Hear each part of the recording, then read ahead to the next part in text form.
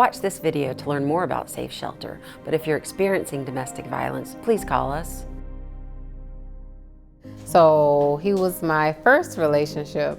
I was 16 years old when I first started to court with him, and I got pregnant at the age of 17. I had my daughter at 18, and I honestly knew when I was about 18, like a little before I conceived my daughter, you know, because it was just too aggressive. I was like a rag doll, you know what I mean? So it didn't take long, but I don't really have a lot of family. So when you don't have, you know, family, it's harder to get out of situations like that, you know. There was all I kept being told was there's nothing we can do for you. And then I can't remember if someone said, you know, maybe you should call this organization, or if I was Googling looking for help. And I literally Googled shelters in Savannah, and it was the very first shelter, women's shelter in Savannah. And I called it, I spoke with someone, and they called a cab, and they picked me up. Literally within like an hour. All I remember, I can't really remember how I found them, but I remember Gabby. I remember the woman that I found, that I sat down with and sort of for the first time got hope.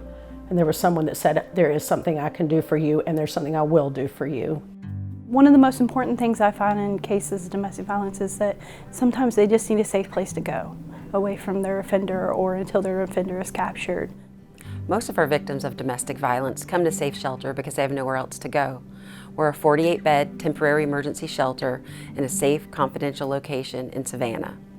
Our services are completely free, and while our clients are here, we partner them with a case manager who will develop a safety plan that will help them lead a safe, independent, and domestic violence-free life.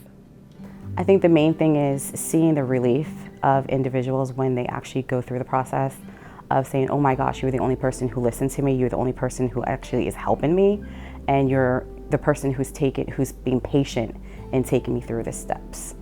Because when you coming out of a hard place and you're like, okay, I gotta do all this, I gotta do all this. But it's people that actually like work with people in your situation, because you ain't never been in this situation before. So I don't know how to like direct myself. Well, these women specialize in that. So it's like, they know, okay, well, you gotta do it like this and do it like that. And I'm like, okay. Being able to develop a plan that you create and that there's no interference by someone who's controlling and manipulating your every move. Being able to take control of your own lives is the step ahead to becoming domestic violence free. As a childhood survivor of domestic violence myself, I know firsthand that abuse affects the whole family. We're not just a shelter for women, we serve families, men, women, and children. We have a specialized children's advocacy program, and we work to heal the invisible wounds domestic violence causes in those children. I see that the kids, once they get to the shelter, they're usually scared, but once they get here and find out that it's safe, they're in actually a safe haven and they have some structure. Kids usually, you know, they start thriving.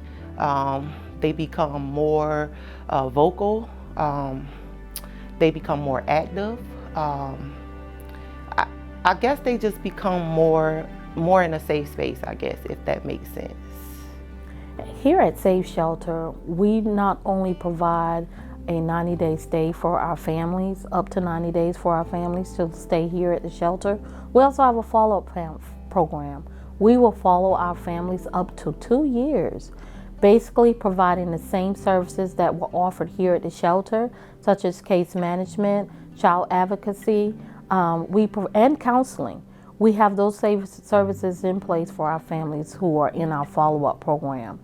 Our follow-up program also can include transitional housing to help bridge the gap between a family's stay at the shelter and their new permanent home.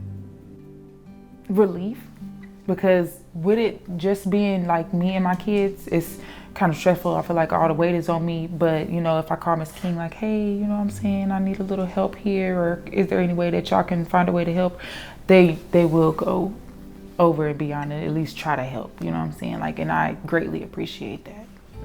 It's not just about the monetary goods, it's about being able to pick up the phone and speak to somebody, because they're gonna listen, you know? And sometimes all you need is a listening ear, you know, that could stop a woman from, you know, going over the edge. So if you can just hear somebody's voice and they just tell you, well, it's okay, and if it's not okay, then come back. Or, you know, we can set up something. For those who might not need an emergency shelter, our outreach office helps victims file for protective and stalking orders. Last year in Savannah, we assisted with over 350 protective orders. That's almost one per day. So a temporary protective order basically states that a respondent or the abuser cannot come within 500 yards of the client. Once you have a temporary protective order, the law gets involved. If they violate the order, they can get arrested. They can go to jail up to 10 years and face up to a $10,000 fine. It's never okay for somebody to put their hands on you. It's never okay for somebody to abuse you and to manipulate you. If this is happening to you, there are resources out there to help you, such as Safe Shelter. You're not alone. It's not something that you should be ashamed of, embarrassed about, or something that you have to hide. It's a situation that you are in, but it's not a situation you have to stay in.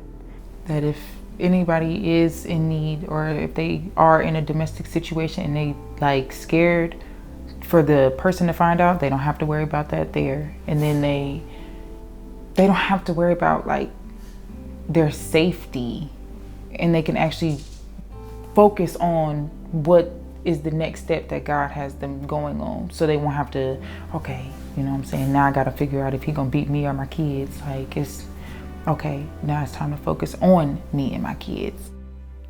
It had been months of me trying to get help with this situation and not being heard, and being truly fearful for my life and my children's well-being.